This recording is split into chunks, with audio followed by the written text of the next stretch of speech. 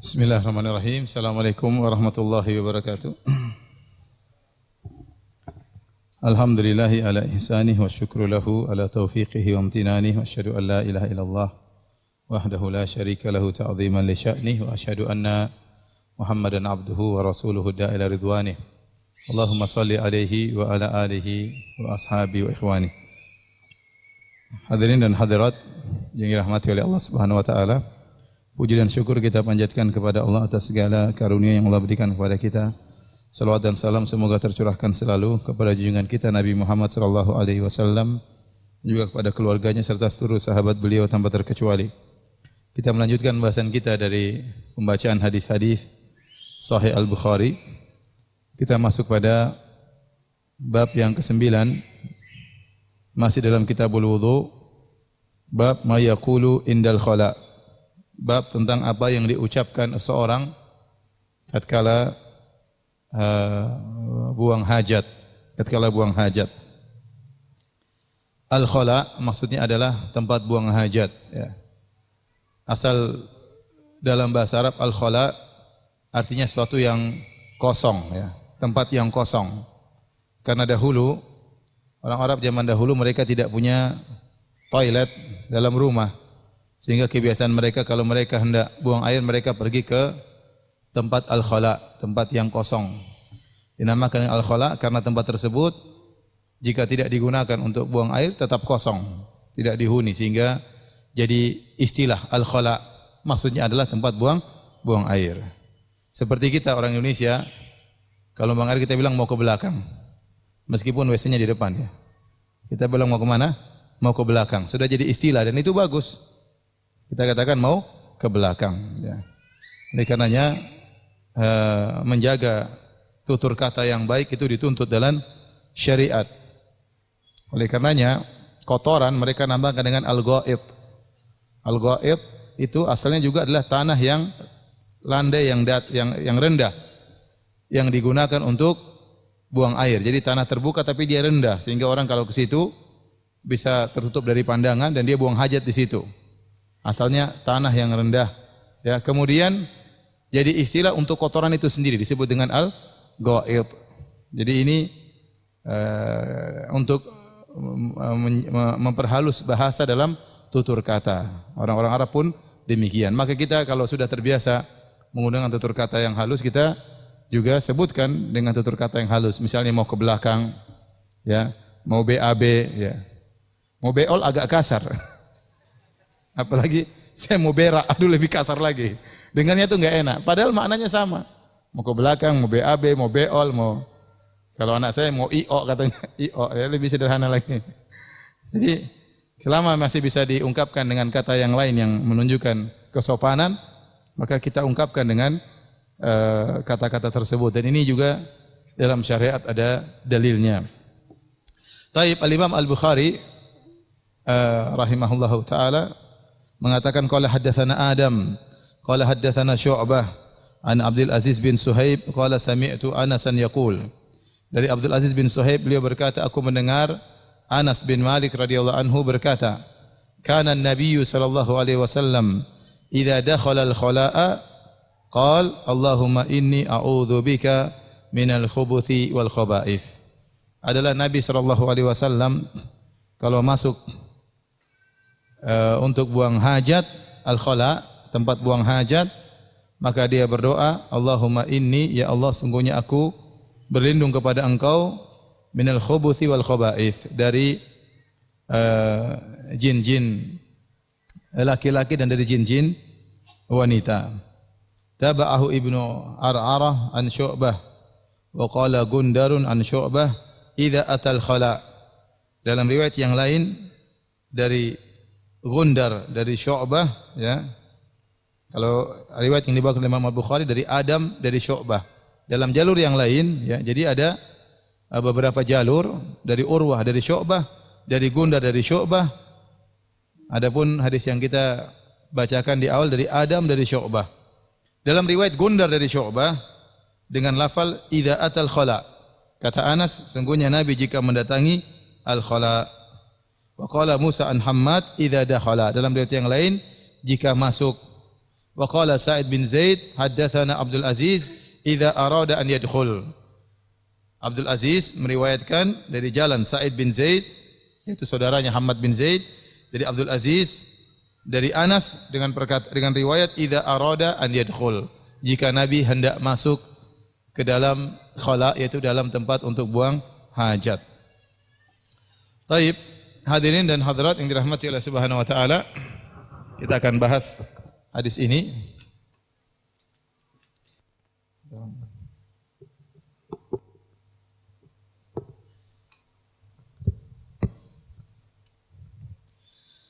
Nabi sallallahu alaihi wasallam atau Anas berkata, qala Anas bin Malik radhiyallahu ta'ala anhu, kana an-nabiy sallallahu alaihi wasallam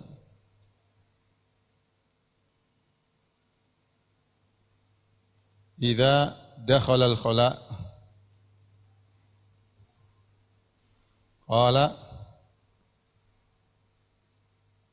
Allahumma inni a'udzu bika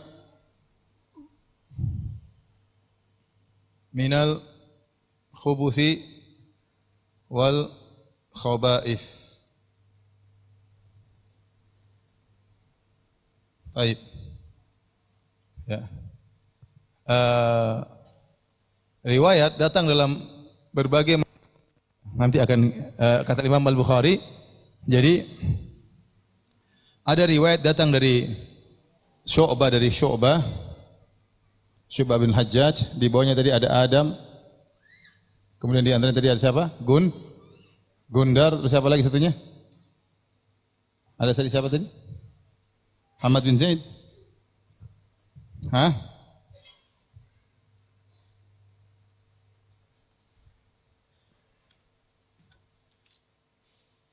Ar'arah, dari Ar'arah ya.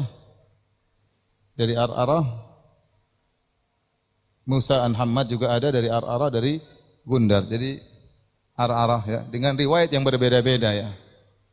Coba yang tadi yang dari Gundar lafalnya gimana? Idza atal khala. Baik, di sini perhatikan sini kata Anas kana. Para ulama mengatakan kana menunjukkan akan mulazamah atau muwadhabah. Mulazamah. Kalau kita bahasa kita selalu, artinya Nabi SAW selalu idza dakhala al-khala, kalau masuk ke dalam al-khala, tadi kita jelaskan khala tempat buang hajat, maka Nabi berdoa dengan Allahumma inni a'udzubika minal khubuthi wal khaba'ith. Ya Allah, aku berlindung kepada Engkau dari khubuthi wal khaba'ith. Nah, di sini al-khala Nabi menggunakan lafal, atau Anas menggunakan lafal masuk, sehingga ada khilaf di kalangan para ulama. Khilaf ya. Kapan baca doanya?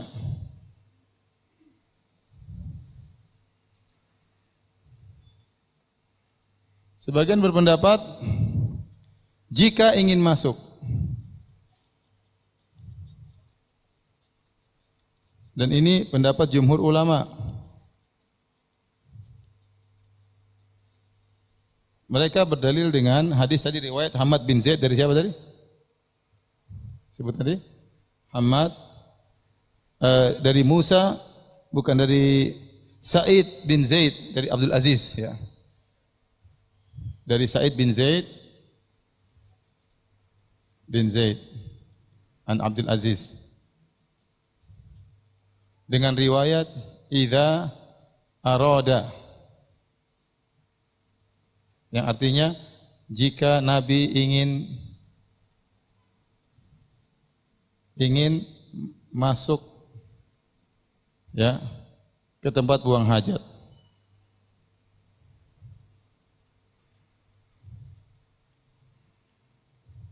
Jadi ada kalimat ingin masuk.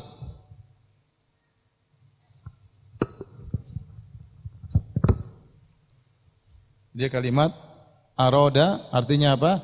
Ingin. Ya. Sehingga orang kalau baca doa sebelum masuk WC, Jadi baca Allahumma inni a'udzubika minal khubuthi wal khaba'ith baru masuk WC. Ini pendapat jumhur ulama. Adapun pendapat yang kedua, jika sudah masuk,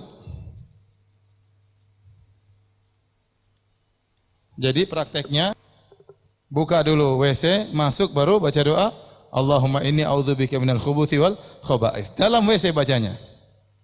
Kenapa? Karena Nabi mengatakan lafal yang datang kebanyakannya idza dakhala. Lafal yang datang banyaknya idza dakhala. Idza dakhala artinya apa? Masuk. Bahkan lebih umum idza ata. Jika mendatangi, mendatangi. Ya, jika mendatangi. Dan ini pendapat siapa? Ini pendapat Imam Malik. Imam Malik. Bahkan disebut juga dari Ibnu Sirin. Jadi pendapat sebagian salaf dan dikuatkan oleh Ibnu Battal dari mazhab Maliki ya, bahwasanya boleh seorang dalam WC baru berdoa, Allahumma inni a'udzubika minal khubuthi wal khaba'ith. Karena keumuman hadis jika sudah masuk. Baik. Mana yang lebih kuat? Dua-dua punya pendapat ya. Tetapi yang lebih hati-hati adalah yang ini. Karena ada lafal idza arada dan ini sama dengan firman Allah Subhanahu wa taala ya. Fa idza qara'tal Qur'ana fasta'iz billah. Kata Allah, jika engkau membaca Al-Quran,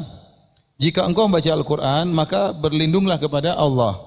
Jika engkau baca Al-Quran. Padahal kita, a'udzubillahi minasyaitonir rajim, kapan? Sebelum atau tatkala baca Quran? Sebelum. Ya.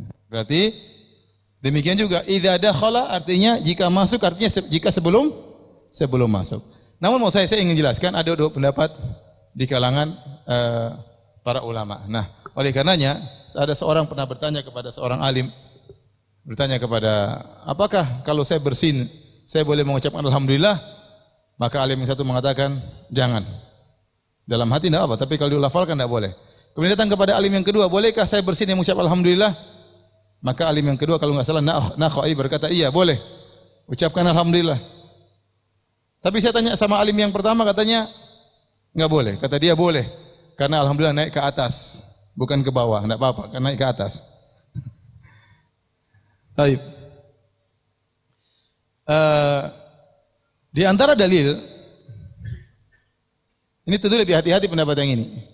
Tapi di antara dalil yang menunjukkan zikir boleh dilakukan bahkan dalam toilet selama bukan baca Quran, ya. Mereka berdalil bahwasanya cincin Nabi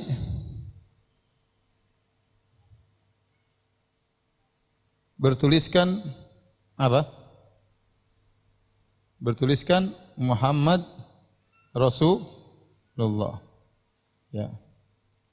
Dan Nabi tidak pernah dan tidak diriwayatkan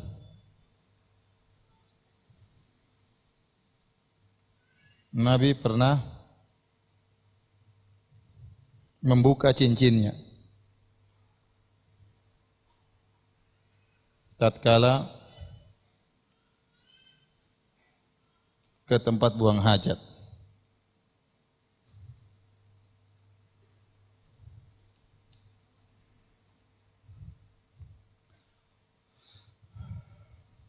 Baik. Ini masalah khilaf di kalangan para ulama. Saya cuma ingin menjelaskan. Karena seperti kalau tidak salah Syekh bin Baz pernah ditanya, kalau seorang berwudu dalam WC, apakah dia bilang bismillah? Kata Syekh bin Baz, bilang bismillah. Kenapa? Karena zikir dalam toilet sebagian ulama membolehkan, apalagi kalau ada keperluan. Tapi saya katakan lebih hati-hati kita baca di luar. Ya. Taib. Pertanyaan. Bagaimana kalau seorang ingin buang air di lapangan terbuka? Ini kan dalam toilet. Bagaimana kalau buang air di lapangan terbuka?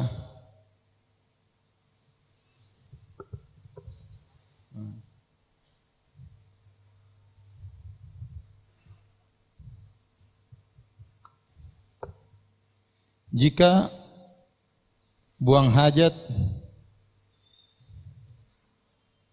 di lapangan terbuka.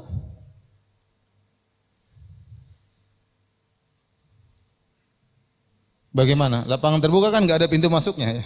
Semuanya terbuka. Kalau WC kan gampang, sebelum masuk kita baca doa dulu, baru kita masuk sebagaimana pendapat jumhur ulama. Tapi kalau lapangan terbuka, kata para ulama, kalau di lapangan terbuka kita baca doanya kapan? Tatkala kita mau buka celana. Jadi kita berdiri mau buang air, kita baca Allahumma inni a'udzubika minal khubuthi wal khaba'ith, baru kemudian kita buka celana. Maka dibaca jawabannya, maka doa dibaca sebelum apa? Sebelum buka sarung. Paham? Jadi tetap baca meskipun lapangan terbuka. Kemudian perhatikan di sini, dalam sebagian riwayat ada tambahan, dalam sebagian riwayat fi riwayatin ada tambahan bismillah. Jadi bismillah Allahumma inni a'udzubika minal khubuthi wal khaba'ith. Jadi kita baca lengkap bismillah Allahumma inni a'udzubika minal khubuthi wal khaba'ith. Apalagi dalam hadis bahwasanya yang membatasi antara aurat kita dengan pandangan jin adalah ucapan bismillah. Maka disyariatkan kalau seorang buka pakaian dengan mengucapkan apa? Bismillah. Agar tidak jadi mengganggu pandangan jin ya.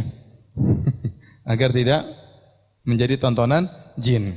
Taib. Ini juga dalil bahwasanya Nabi waktu berdoa, faedah, ya, tunggu dulu, kita lanjutkan lagi. Dalam sebagian riwayat dengan dhamma al-khubuthi wal khaba'ith. Khubuthi dengan dhamma artinya, ya, ini dhammanya, artinya jin-jin pria. Al-khaba'ith artinya apa? Jin-jin. Jin apa? Wanita. Kenapa kita berlindung kepada jin? Karena jin suka tempat-tempat yang kotor. Dalam suatu hadis kata Nabi sallallahu alaihi wasallam, dalam hadis qala Nabi sallallahu alaihi wasallam, inna hadhihi al-hushush muhtadarah fa idza arada ahadukum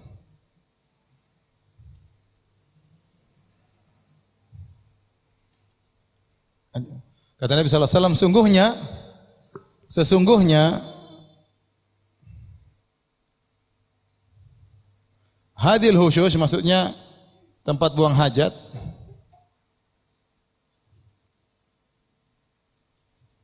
Muhtadharah artinya muhtadharah dihadiri.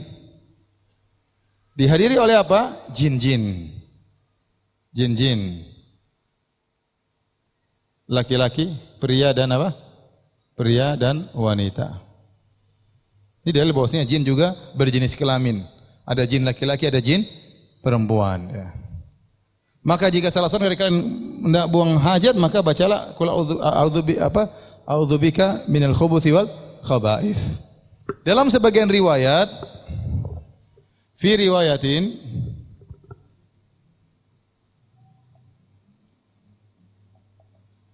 al-khubthu dengan sukun. Dengan sukun. Wal khaba'ith, ya. Sukun, kalau sukun artinya aku berlindung dari perkara-perkara yang tercela. Perkara-perkara yang tercela. Ada datang riwayat begini dan riwayat begini. Taib. Di antara hikmah kenapa kita baca doa ini, karena ternyata di tempat-tempat kotor tersebut banyak jin yang hadir. Ya. Kenapa begitu Ustaz? Karena memang jin suka perkara-perkara yang kotor. Jin suka perkara-perkara yang kotor. Taib. Permasalahan kontemporer.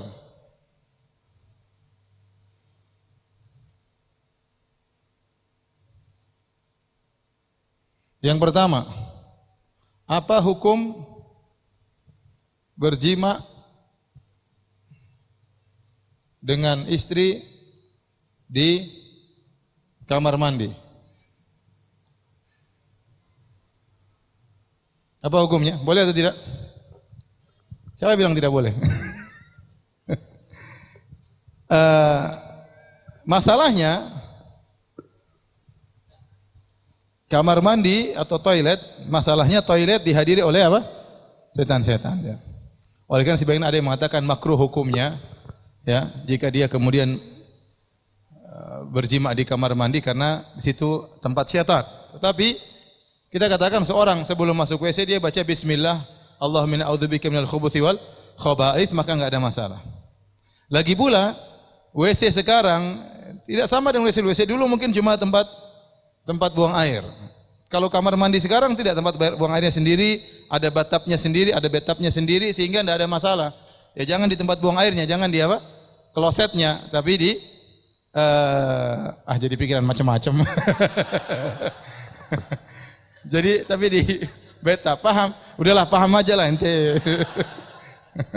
Jadi pengen pulang saya. Jadi hukumnya apa? Boleh insyaallah. Ada yang mengatakan makruh, ada yang mengatakan apa? Boleh. Tapi makruh masih dalam kategori boleh. Hukumnya boleh. Adapun memang dihadiri oleh jin-jin, maka seorang berdoa sebelum masuk dalam kamar mandi. Apalagi disebutkan Nabi di antara sunnahnya Nabi mandi bareng dengan istrinya. Nabi mandi bareng dengan istrinya. Ya, tentunya Nabi punya toilet dan Nabi mandi bareng tempat yang lain, terpisah antara kanaf tempat toilet dengan tempat mandi. Apalagi WC sekarang, ya, apalagi orang yang rumahnya besar, ya, biasanya toiletnya terbagi dua, ada bagian kloset, ada bagian apa? Tempat mandi, maka tidak dilarang. Kemudian permasalahan kedua, hukum membawa mushaf dalam toilet. Ya. Maka hukumnya, ya, para ulama sepakat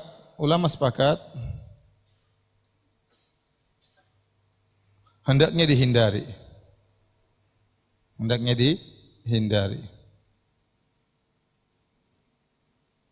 Kecuali darurat. Darurat itu bagaimana? Darurat itu bisa dua. Pertama, takut dicuri. Dan ini sering terjadi. Ya.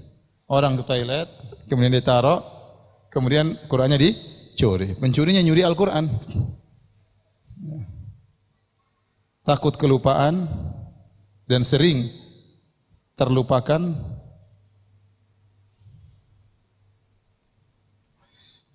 Di antaranya tidak ada tempat yang layak, tidak ada yang layak untuk diletakkan Quran.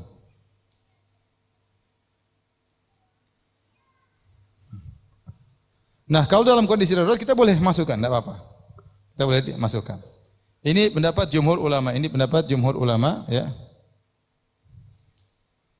Ini sepakat, ya. Adapun mazhab Malikiyah, lebih ringan. Mazhab Malikiyah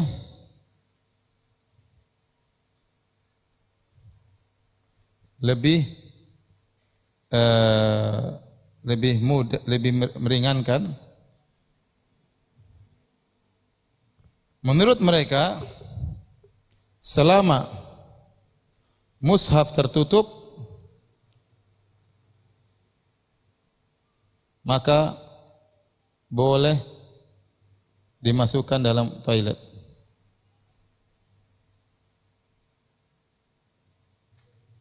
Contoh, dimasukkan dalam tas. Contoh, mushaf kecil masukkan dalam apa? Dalam kantong. Ada masalah. Yang penting jangan terbuka. Ini tidak makruh, enggak ada masalah menurut mazhab Malikiyah.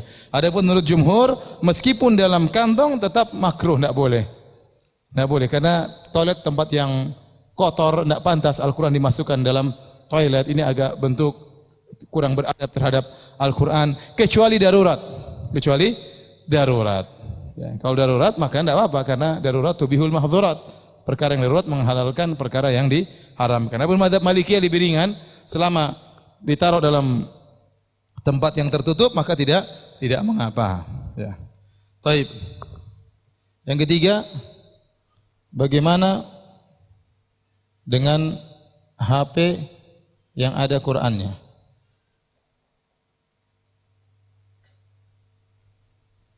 Apa kita taruh di luar terus kita masuk? Bisa dimungkinkan 99% apa?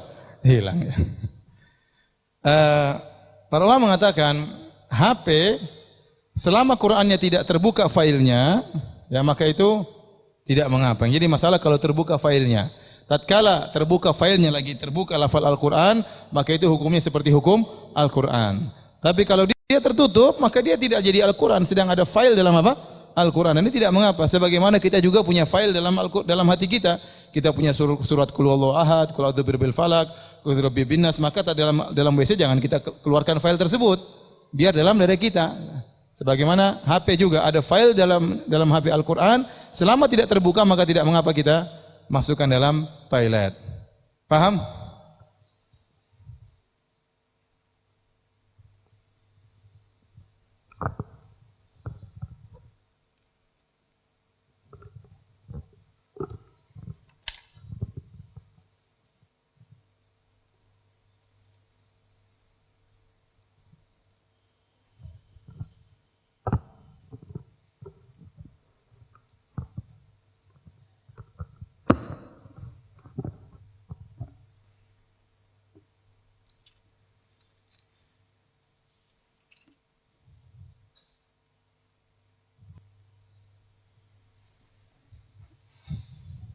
Jadi kalau saya boleh gambarkan sanadnya ya biar antum jelas dalam Sahih Al-Bukhari.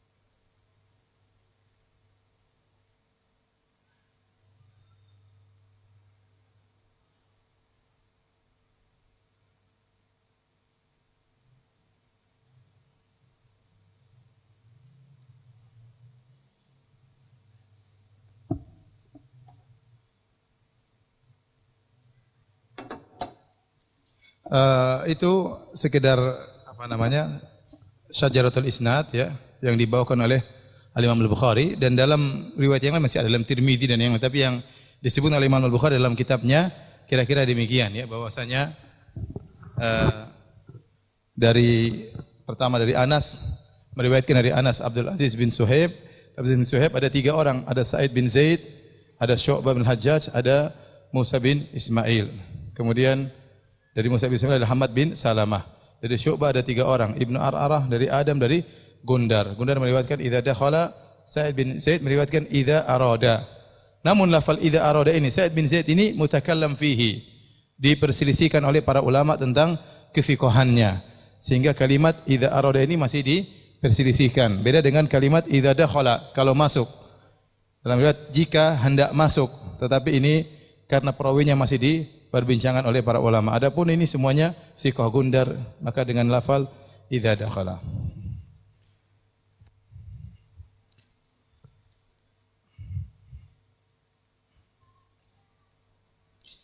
Taib, kalau sudah dihapus. Foto dulu.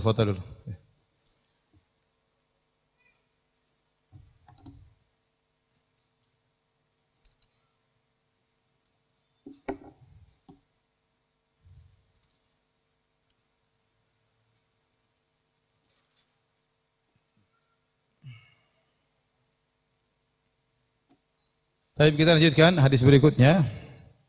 Bab wad'ul ma' indal khala, meletakkan air di sisi tempat buang hajat.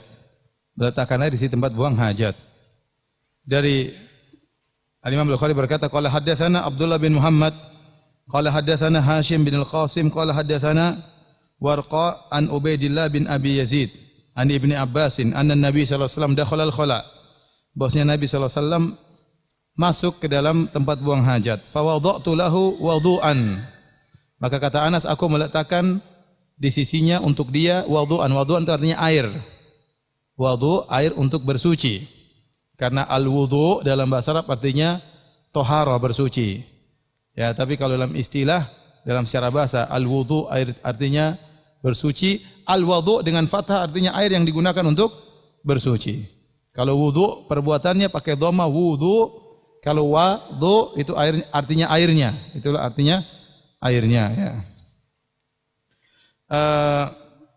Aku meletakkan air buat Nabi sallallahu alaihi wasallam. Faqala man wada'a hadza? Maka Nabi bertanya, siapa yang kasih air buat saya? Ya. Fa ukhbira, maka dikatakan yang meletakkannya adalah Ibnu Abbas radhiyallahu ta'ala anhuma. Maka Nabi mendoakannya, Allahumma faqihu fid din. Ya Allah, jadikanlah Ibnu Abbas orang yang faqih dalam agama. Dan luar biasa dan benar, Ibnu Abbas adalah seorang yang sangat faqih. Ahli tafsirnya para sahabat. Sampai-sampai kalau kita baca buku-buku tafsir, hampir seluruh ayat ada perkataan Ibnu Abbas. Kalau bukan perkataan Ibnu Abbas, perkataan murid-muridnya. Ya. Perkataan murid-muridnya tentang tafsir ayat tersebut. Ya, Mujahid atau Ikrimah. Ya. Tapi rata-rata setiap ayat pasti ada tafsiran Ibnu Abbas. Tingkat berikutnya tafsirannya Ibnu Mas'ud. Tapi kebanyakan ya Ibnu Abbas radhiyallahu ta'ala anhuma. Taib, di sini ada beberapa faedah disebut oleh para ulama. Yang pertama, tentang bolehnya istinja. Boleh seorang cebok bersuci dengan menggunakan air. Kenapa? Karena ada sebagian ulama yang berpendapat bahwasanya tidak dianjurkan menggunakan air. Bahkan sebagian mereka mengatakan beristinja dengan air itu buat para wanita. Adapun laki-laki istijmar, pakai batu. Ya, pakai apa? Batu. Ya. Jangan pakai air. Namun dibantah, Nabi SAW sering beristinja pakai air. Ya. Berarti boleh pakai air, boleh pakai batu. Lihat suatu situasi dan kondisi.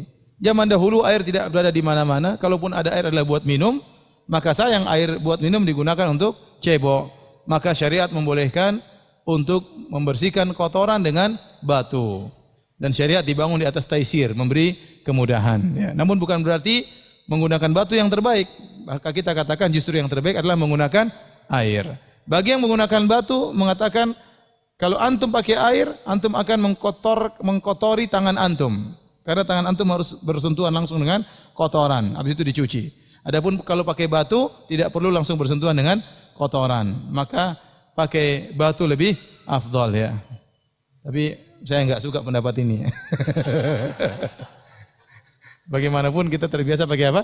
Air, dan Nabi SAW sering pakai air. Maka ya Allah alam bisawab, yang lebih afdal, yang lebih bersih pakai air. Kenapa? Karena kalau pakai batu pasti ada sisanya. Meskipun sedikit pasti ada sisanya. Karena ada sisanya maka para ulama khilaf. Bagaimana jika seorang dia pakai batu kemudian meskipun ada sisa tapi dimaafkan, itu sisa yang dimaafkan dalam syariat. Karena kalau harus bersih itu dikerok susah, berbahaya ya. Makanya yang penting dia sudah bersihkan, meskipun ada sedikit dimaafkan. Nah, para ulama khilaf setelah itu, bagaimana kalau setelah itu dia pakai celana atau pakai sirwal atau pakai izar, pakai sarung, kemudian keringat, akhirnya keringat tersebut menempelkan sisanya tadi ke sarungnya. Apakah sarungnya ternajis atau tidak? Ada khilaf di kalangan para ulama. Ini tatkala ada khilaf dalam hal ini menunjukkan bahwasanya mencuci dengan air lebih bersih. Maka lebih afdal ya. Jadi perkara yang sedikit itu dimaafkan. Karena pakai batu pasti ada sisanya. Enggak mungkin enggak ada sisanya. Ini pendapat faedah yang pertama. Faedah yang kedua, bagaimana bolehnya seorang untuk berkhidmah kepada orang yang alim. Sebagaimana Ibnu Abbas radhiyallahu anhu berkhidmah kepada Nabi sallallahu alaihi wasallam dengan menyediakan air untuk Nabi, padahal Nabi tidak minta. Padahal Nabi tidak minta untuk disediakan air untuk cebok, tetapi dihadirkan oleh Ibnu Abbas radhiyallahu ta'ala anhuma. Kemudian ini juga dalil kalau seorang berbuat baik kepada kita, maka kita boleh membalas kebaikan tersebut dengan doa. Nabi SAW waktu Ibnu Abbas berbuat baik kepada Nabi, maka Nabi berkata, Allahumma faqihu fid din. Ya Allah, jadikanlah Ibnu Abbas orang yang faqih dalam bidang agama. Berarti paling tidak kalau orang berbuat baik kepada kita, paling tidak kita mengatakan jazakallahu khairan, atau kita doakan dia ya. Ya, sebagai bentuk balas budi kita kepada dia ya. Ibnu Hajar menyebutkan dalam Fathul Bari, ya, kenapa Nabi mendoakan Ibnu Abbas Allahumma faqihu fid din? Karena Ibnu Abbas masih sahabat, masih sangat junior. Ya Allah, ajarkanlah dia, jadikanlah seorang yang faqih. Karena Ibnu Abbas cerdas ya. Ibnu Abbas cerdas. Tanpa diminta dia hadirkan air kepada Nabi sallallahu alaihi wasallam. Dan dia tidak masukkan air langsung kepada Nabi. Karena kalau dia masukkan air langsung ke dalam Nabi, bisa jadi dia melihat Nabi sallallahu alaihi wasallam. Tapi dia meletakkan dekat dengan Nabi sehingga Nabi mudah untuk mengambil air tersebut. Dan ini menunjukkan cerdasnya Ibnu Abbas. Dia tahu Nabi butuh dengan air dan tidak perlu dia ganggu Nabi sedang buang hajat, tidak perlu dia ketuk. Assalamualaikum. Tidak perlu, dia langsung taruh air di situ. Maka Nabi, siapa taruh air di sini? Ibnu Abbas. Maka Nabi mendoakan Ibnu Abbas agar menjadi seorang yang faqih, dan ternyata doa Nabi dikabulkan. Taib. Kita lanjutkan hadis berikutnya.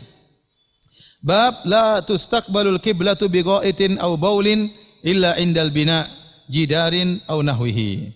Bab tidak boleh menghadap kiblat tatkala buang air besar atau buang air kecil kecuali dalam bangunan.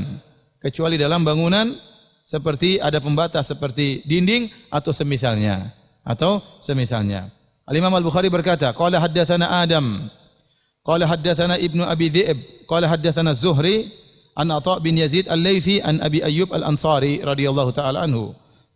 Kata Abu Ayyub Al-Ansari, qala Rasulullah sallallahu alaihi wasallam, Rasulullah SAW bersabda, idza ata ahadukumul ghaita, jika salah seorang dari kalian buang air besar, fala yastaqbil qiblata wala yuwalliha dhahrahu, maka jangan dia berhadap kiblat dan jangan dia jadikan kiblat juga di belakangnya. Syarriku au gharribu, akan tapi hadaplah ke timur atau hadaplah ke barat. Ya, karena Nabi berbicara dalam konteks terhadap penduduk kota Madinah. Penduduk kota Madinah itu kiblatnya ke arah selatan. Maka Nabi mengatakan kalau kalian buang hajat, maka jangan menghadap ke selatan ke arah kiblat. Jangan pula menghadap utara membelakangi kiblat, tapi hadaplah ke timur atau ke barat. Adapun kita di tanah air, kiblat di arah barat. Kiblat di arah barat. Jadi kata Nabi, syarriku au gharribu, hadap timur atau hadap barat, agar tidak menghadap kiblat atau membelakangi kiblat. Kita lanjutkan, karena ini berkaitan hadis berikutnya. Hadis bab ke-12, bab man tabarraza ala labinatain. Bab tentang orang yang buang hajat, buang air besar di atas dua batu. Qala haddatsana Abdullah bin Yusuf, kata Imam Al-Bukhari telah menyampaikan kepada kami Abdullah bin Yusuf, qala akhbarana Malik Dari Imam Malik an Yahya bin Sa'id an Muhammad bin Yahya bin Habban an ammihi Wasi' bin Habban an Abdullah bin Umar annahu kana yaqul. Dari Ibnu Umar radhiyallahu ta'ala anhuma, dia berkata, "Inna nasan yaqulun idza qa'atta ala hajatika fala tastaqbil qiblata wala baital maqdis." Sungguhnya orang-orang berkata, jika engkau duduk untuk buang hajat, maka jangan menghadap kiblat dan jangan juga menghadap Baitul Maqdis. Itu jangan menghadap kiblat, jangan membelakangi kiblat. Karena kalau menghadap kiblat menghadap kota Mekah, kalau membelakangi otomatis menghadap apa? Baitul Maqdis. Orang-orang bilang demikian, tapi dia bantah. Ya.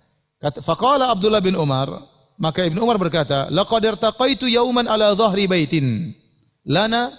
Suatu hari aku pernah naik di atas atap rumah kami, yaitu rumahnya Hafsah, kakaknya Ibnu Umar, istrinya Nabi sallallahu alaihi wasallam.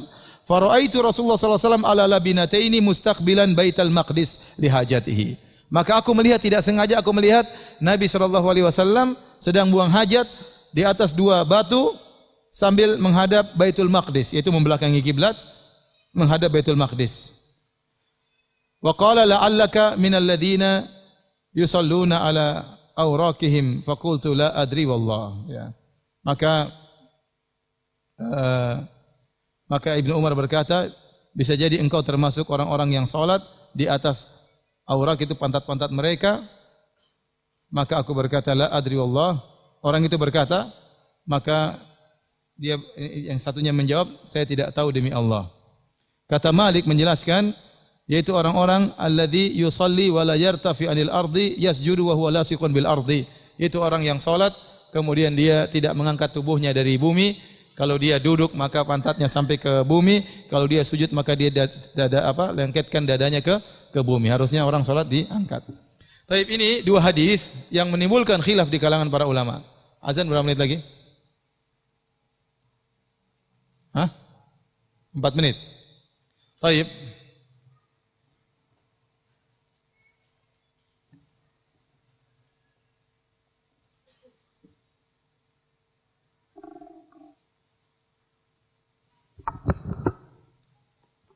Jadi ada 3 hadis yang berkaitan tentang hukum orang buang hajat sambil menghadap kiblat atau membelakangi kiblat, buang air besar maupun buang air kecil. Dari 3 hadis ini maka muncullah banyak khilaf di kalangan para ulama. Ada yang mengatakan sampai 7 pendapat, ada yang mengatakan lebih daripada itu. Tapi kita akan menyebutkan beberapa pendapat yang masyhur di kalangan para ulama tentang masalah ini.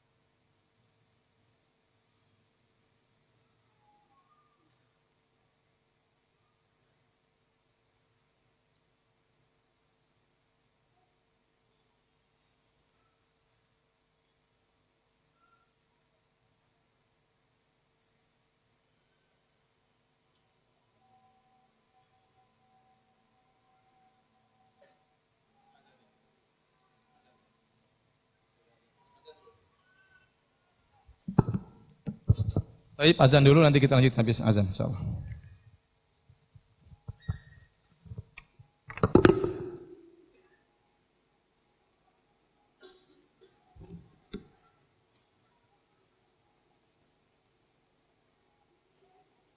Bismillahirrahmanirrahim. Alhamdulillah, salatu wassalamu ala Rasulillah wa ala alihi wa sahbihi wa mawalah. Kita masih membahas hadis yang bab ke-11 dan juga bab ke-12 ya. Dan ini berkaitan sekali dan ada hadis ketiga, hadis dari Jabir bin Abdullah diriwayatkan oleh Ahmad dan Abu Dawud dan juga Ibnu Khuzaimah dengan sanad yang sahih di mana Jabir berkata, "Kana Rasulullah sallam yanhana an nastaqbilal qiblata au nastaqbilaha bi furujina." Nabi sallallahu alaihi wasallam melarang kami untuk menghadap kiblat atau membelakangi kiblat dengan kemaluan-kemaluan kami. Idza ahraqnal ma', itu tatkala kami buang air, tatkala kami mencebok ya. Tsumma ra'aituhu qabla mautihi bi amin yabulu mustaqbilal qiblah. Kemudian aku melihat Nabi sallallahu alaihi wasallam sebelum beliau meninggal setahun, beliau buang air kecil menghadap kiblat. Ya. Ini yang menjadi masalah perkataan Jabir. Summa ra'aituhu qabla an yamuta bi'amin yabulu mustaqbilal qiblah. Artinya, lalu aku melihat Nabi sallallahu alaihi wasallam setahun sebelum beliau meninggal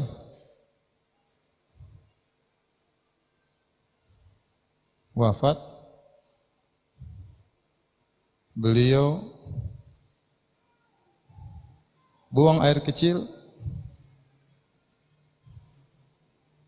menghadap kiblat.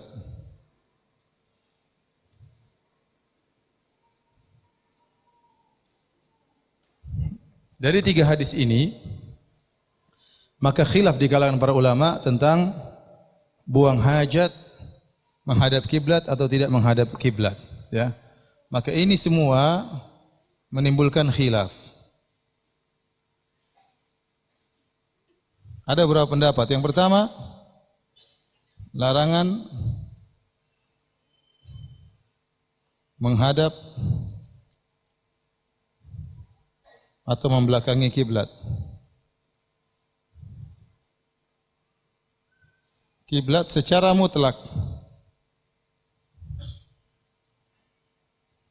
dalam bangunan atau di luar. Ini pendapat siapa? Abu Ayyub Al-Ansari. Dalam riwayat mengatakan faqadimna Syam wa fajatna al-marahid qad buniyat nahwal qiblah. Kami pergi ke Syam, kami buang hajat, kami dapati ternyata toilet-toilet dibuat menghadap kiblat. Fanan harif anha nastaghfirullah azza wa jalla. Maka kami pun miring, sudah terlanjur dan kami beristighfar kepada Allah. Padahal dia dalam toilet, namun Abu Ayyub menganggap meskipun dalam toilet menghadap kiblat dosa. Maka dia beristighfar kepada Allah Subhanahu wa taala. Ini pendapat Abu Ayyub. Pendapat kedua, ya, boleh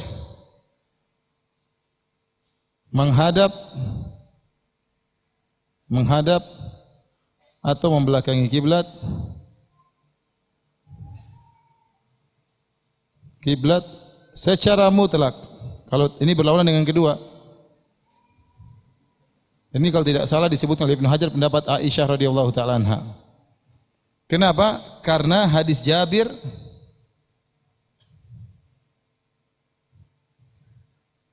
adalah nasikh, memansuhkan. Hadis Jabir memansuhkan hadis-hadis sebelumnya.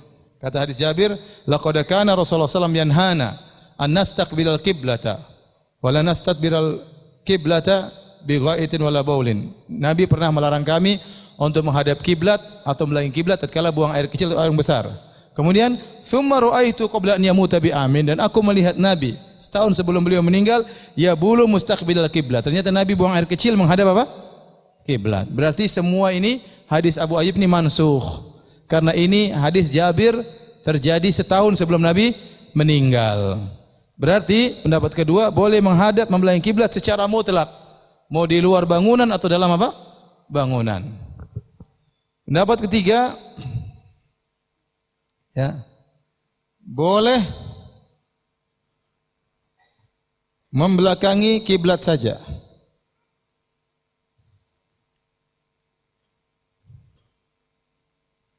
Berdasarkan hadis Ibnu Umar.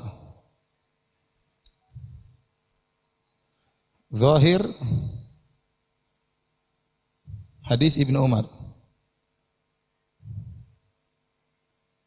Ibnu Umar mengatakan, "Raqitu baita Hafsata, fara'aitu Nabi sallallahu alaihi wasallam ya yaqdi hajatahu mustaqbilal qiblah atau mustaqbila Baitul Maqdis." Aku melihat Nabi buang hajat sambil membelakangi kiblat. Berarti hadis ini, hadis Ibnu Umar mengkhususkan hadis Abu Ayyub. Hadis Abu Ayyub larangan menghadap dan belakang secara mutlak. Ternyata ada hadis yang mengkhususkan hadis Ibnu Umar. Berarti yang dibolehkan hanya membelakangi apa? Kiblat. Pendapat jumhur ulama boleh menghadap atau membelakangi kiblat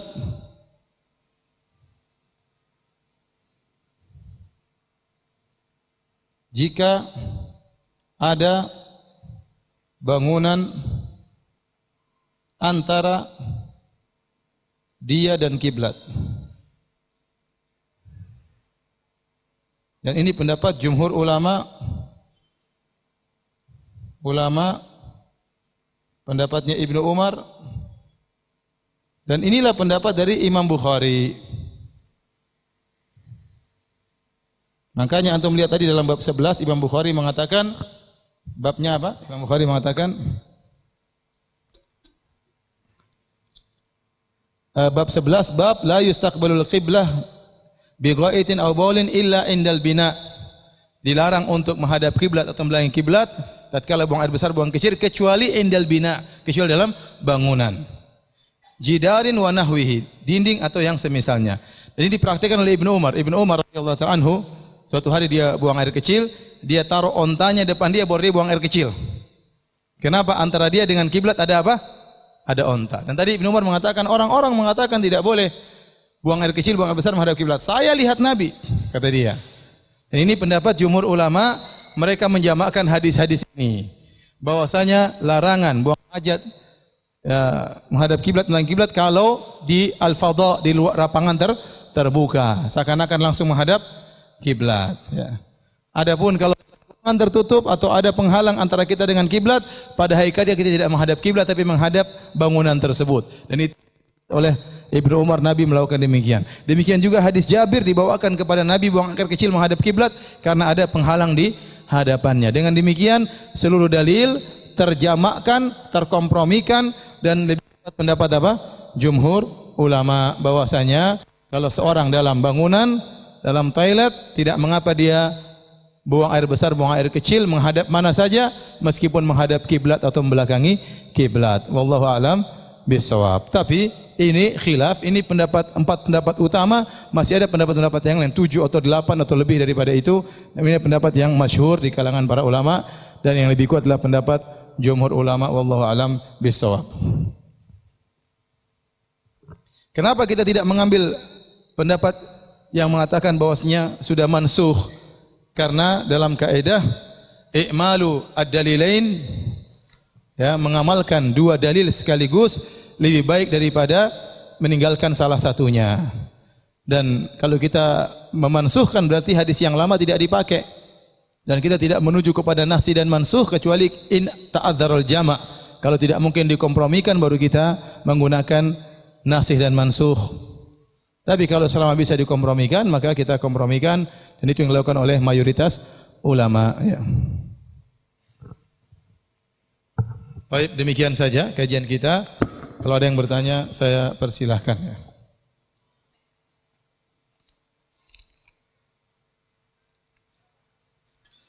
Banyak pertanyaan dari minggu kemarin, ya, tentang nasihat kepada ibu-ibu yang membawa anak-anak, ya, agar anak-anaknya jangan mengganggu, ya. Bagaimana hukum membawa anak-anak ke masjid? Pada dasarnya membawa anak-anak ke masjid hukumnya boleh, dan terlalu banyak dalil akan hal tersebut, ya. Di antaranya Rasulullah SAW sendiri pernah ke masjid Hamilu Umamah. Rasulullah SAW salat sambil menggendong Umamah dalam masjid yang dilihat oleh para sahabat. Demikian juga Nabi SAW pernah salat, kemudian datang Hasan atau Husain naik di atas pundak Nabi SAW. Akhirnya Nabi sujudnya lama dan para sahabat akhirnya sujudnya juga lama. Setelah selesai salat, maka mereka bertanya kepada Nabi, "Ya Rasulullah, innaka qad sajadta sajadatan atolta fiha." Ya Rasulullah, sungguh engkau sedang sujud dengan sujud yang lama, ya. Ahadatha syai'un am unzila ilaik? Apakah telah terjadi sesuatu ataukah ada wahyu yang turun makanya sujud lama? Jangan-jangan Nabi sedang sujud turun wahyu. Kata Nabi SAW, kullu dzalika lam yakun. Semuanya tidak ada. Walakin ibni hadza, akan tapi cucuku ini irtahalani. Cucuku naik di atas pundakku dan menjadikan aku seperti kuda-kudaan, seperti onta tunggangannya. Fakarihtu an uajjilahu hatta yaqdi hajatahu, dan aku tidak ingin aku menurunkan dia sampai dia puas dulu. Jadi akhirnya gara-gara Nabi biarkan naik di atas pundak Nabi sujudnya lama, akhirnya para sahabat jadi korban, ikut sujud apa? Lama. Ini dalil bahwasanya Nabi bawa anak-anak. Demikian juga Nabi menyatakan, inni la adkhulu fi salatin uridu an utila fiha. Aku masuk dalam suatu salat dan aku ingin memperpanjang salatku. Fasami'tu buka'a sabiyyin. Tiba-tiba aku mendengar suara tangisan seorang anak. Fa atajawwazu fi salati, ya. Dan aku pun persolatku, aku khawatir mempercepat salat, khawatir memberatkan ibunya. Ini berarti ada anak-anak yang hadir. Demikian juga Nabi SAW mengatakan, muru auladakum bis salati wa hum sab'u sinin. Salatlah, perintahkanlah anak-anak kalian untuk salat waktu mereka berumur 7 tahun, ya. Maka di antaranya kita bawa anak kita berumur 7 tahun untuk salat di masjid bersama kita. Ini hukum asal. Akan tapi kalau ternyata dijelaskan oleh para ulama, kalau ternyata anak-anak mengganggu jalannya salat dengan hal yang tidak wajar, ya, teriak-teriak sana sini, berlari-lari, ya, kemudian lompat sana lompat sini di tengah-tengah orang sedang salat, maka kemaslahatan salat lebih utama daripada kemaslahatan anak-anak tersebut. Kemaslahatan umum lebih utama daripada kemaslahatan pribadi. Kalau Nabi SAW melarang orang di masjid baca Quran dengan suara keras karena bisa mengganggu orang yang lain, padahal baca Quran, tapi suaranya keras bisa mengganggu orang lain, Nabi suruh tidak boleh keras-keras, apalagi tatkala sedang salat kemudian anak-anak teriak-teriak mengganggu yang lainnya, ya. Karenanya, ya, jika seorang bawa anak, hukum asalnya boleh, tapi dia berusaha menjaga apa? Berusaha menjaga anaknya. Jangan sampai dia kemudian gara-gara ingin mencatat, akhirnya anaknya mengganggu ibu-ibu yang lain tidak bisa catat, ya. Ya. Untuk itu dia korban. Dia tidak usah mencatat, dia jaga anaknya, dia lihat anaknya, nanti dia ulang di rumah atau dia catat di rumah, ya. Jadi seorang harus memikirkan orang lain pula, ya. Terkadang kita juga harus kasih uzur. Terkadang sebagian ikhwan atau akhwat dia harus bawa anaknya, dia ingin ikut pengajian, ya. Atau sebagian orang suaminya istrinya lagi tidak di rumah, anaknya mau dia tinggal di rumah, dia ingin sholat berjamaah. Ini itu terjadi, terkadang kejadian seperti itu. Kalau dia mau pergi sholat berjamaah, istrinya tidak di rumah, anaknya harus dia bawa. Kalau dia bawa anaknya, akan timbul keributan di masjid. Terkadang adanya nangis-nangis, teriak-teriak, ingin sholat ke masjid, ya. Saya pernah dulu anak saya Zainab, perempuan. Saya mau ke masjid, dia nangis-nangis. Nangis-nangis, terus saya bilang, Zainab, ke masjid itu yang laki-laki, Zainab.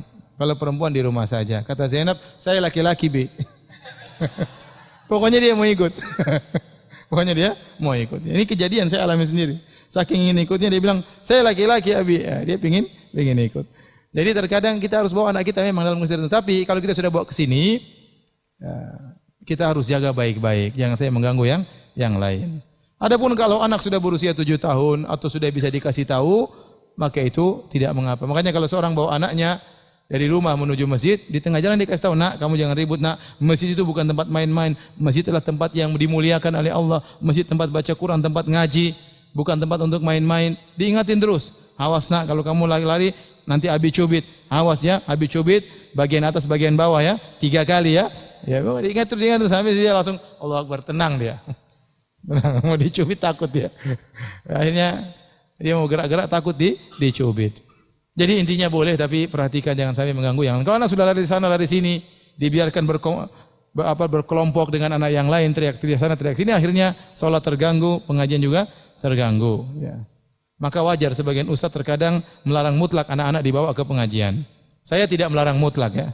Saya melarang, saya jamak ada menjamak dua dalil. Saya bilang boleh bawa tapi harus dijaga. Kalau suara kecil-kecil sedikit-sedikit insya Allah semua bisa memahami. Tapi kalau teriak-teriak terus-terusan maka ibunya harus bertanggung jawab.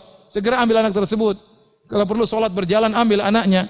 Ya jangan dia sholat dengan anaknya ribut-ribut, dia ambil anaknya, pegang anaknya. Ya. Daripada akhirnya yang lain terganggu.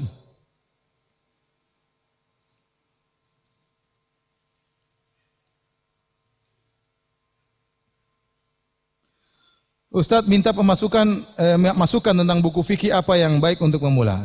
Saya kurang tahu ya, tapi banyak buku-buku yang sudah diterjemahkan. Buku fikih praktis, buku Al-Wajiz ya. Pokoknya buku-buku yang praktis. Yang penting ada buku pegangan ya. Sekarang seperti sebagian penerbit-penerbit bukan menerbitkan buku-buku yang bagus, mereka sudah memilih biasanya. Ada mungkin fikih muyassar, fikih yang mudah, atau fikihnya Mulakhas al-Fiqhi karangan Syekh Shalih Al-Fauzan, itu juga bagus ya. Sepertinya sudah diterjemahkan, wallahu a'lam bishawab ya.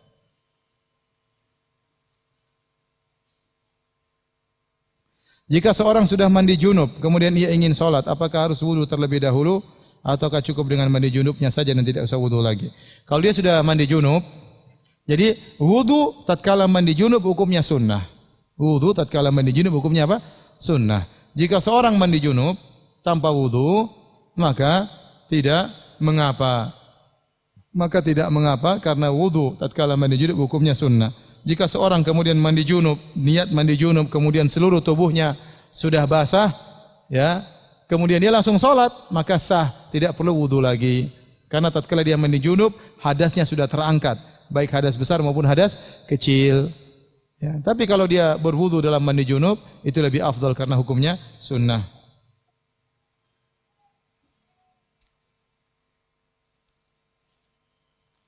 Batalkah wudu saya apabila saya akhwat berjabat tangan dengan orang kafir Nasrani wanita? Tidak membatalkan apa? Wudu, tidak membatalkan wudu. Dan pendapat yang lebih kuat bahwasanya laki-laki bersentuh dengan wanita tidak membatalkan wudu. Ini memang ada khilaf di kalangan para ulama dengan khilaf yang kuat. Tetapi Ibnu Abbas radhiyallahu ta'ala anhuma, beliau berpendapat bahwasanya menyentuh wanita tidak membatalkan wudu. Adapun firman Allah aula mastumun nisa, dan kalian menyentuh wanita, maka ditafsirkan oleh Ibnu Abbas maksudnya jika kalian menjimai wanita. Adapun sekedar menyentuh tidak membatalkan wudu. Karena dalam Al-Qur'an beberapa ayat Allah menggunakan kalimat sentuhan maksudnya berjima ya. Min qabli an tamassuhunna, sebelum kalian menyentuh mereka, maksudnya sebelum menjimaknya. Seperti aula masuhunna, atau kalian menyentuh mereka maksudnya menjimaknya. Jadi ini pendapat khilafnya kuat, tetapi yang benar sentuhan laki-laki dengan perempuan tidak membatalkan wudu.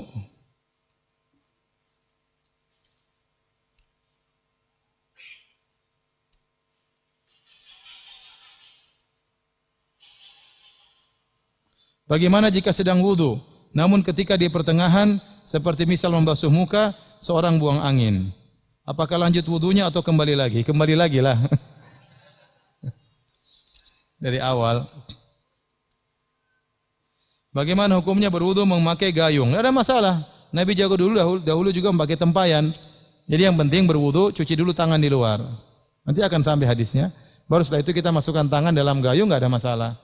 Enggak ada masalah.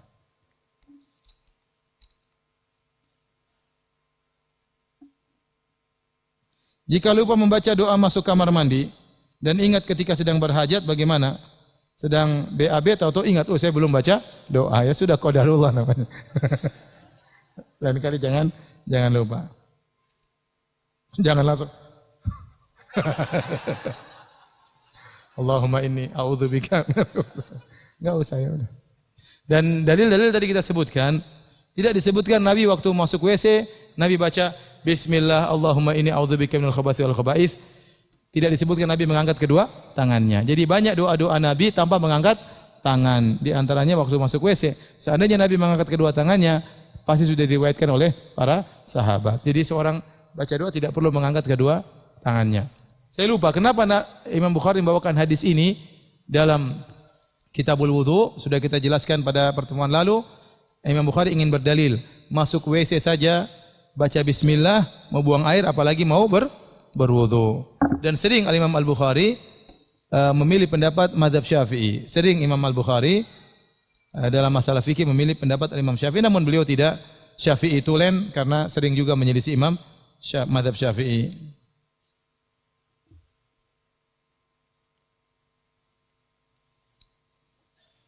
Bagaimana hukumnya mengambil air wudu dalam kamar mandi? Tidak ada masalah. Tidak ada masalah. Ya. Bahkan tidak memakai pakaian juga tidak masalah. Ya. Karena berwudu adalah bersuci. Dan bersuci boleh dalam kamar mandi. Sebagaimana seorang mandi junub juga bersuci. Bahkan mengangkat hadas besar. Bolehkah mandi junub dalam kamar mandi? Atau tidak boleh? Kalau mandi junub dalam kamar mandi boleh, wudu lebih utama boleh dalam kamar mandi. Ya. Apakah haram bila saya masih terikat pekerjaan dengan perusahaan, tapi saya melamar pekerjaan di tempat yang lain? Karena kalau saya resign sebelum mendapatkan yang baru, maka saya akan nganggur dan saya punya tanggungan keluarga saya yang harus dibantu. Bagaimana nasib mereka jika saya nganggur dalam jangka waktu yang tidak ditentukan? Mohon penjelasannya Ustaz. Saya butuh pasangan untuk menikah, jadi saya ingin resign. Apa hubungannya dengan resign dengan menikah? Jadi kalau kita sudah berjanji dalam satu perusahaan, Nabi bersabda, al-muslimuna ala syurutihim. Seorang kaum muslimin berdasarkan persyaratan mereka, maka kita ikut prosedur dalam perusahaan tersebut. Ya, kalau kita mau resign, maka kita mungkin majukan permohonan. Kalau kita sudah janji saya akan bekerja setahun, maka tidak boleh menyelisih janji. Tapi kalau kita bekerja sebagaimana yang penting bekerja tanpa ada perjanjian harus berapa tahun, maka tidak mengapa kita resign. Yang penting kita ikut prosedur. Tapi kalau dalam perjanjian kontrak kamu minimal bekerja 2 tahun, maka tidak boleh kita selisihi. Karena kalau kita selisihi, kita menyelisih janji dan bisa jadi kita merugikan pihak perusahaan.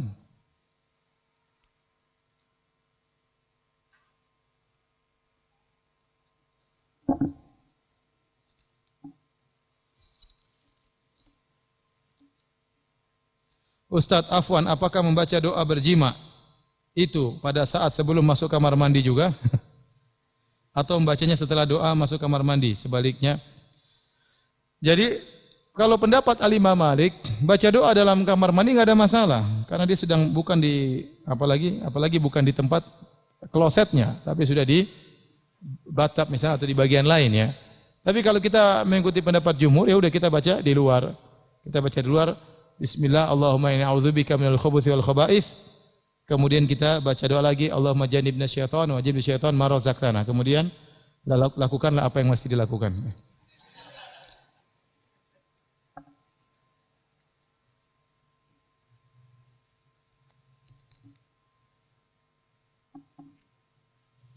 Jika kita sholat Jumat mendapatkan imam sudah sujud di rakaat kedua, berapa rakaat yang harus kita tambah? Tambah 4 rakaat.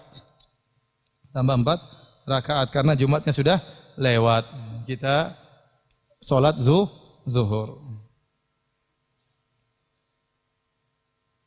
Ustaz, bolehkah buang air di lapangan menghadap ke kiblat? Tidak boleh tadi. Kalau di lapangan terbuka tidak boleh menghadap apa? Kiblat.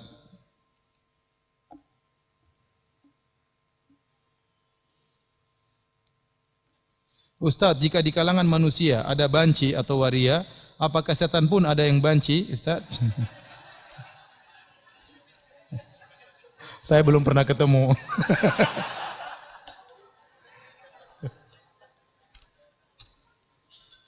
Baik, demikian saja kajian kita. Demikian, subhanakallah bihamdik, asyhadu an la ilaha illa anta astaghfiruka wa atubu ilaik. Assalamualaikum warahmatullahi wabarakatuh.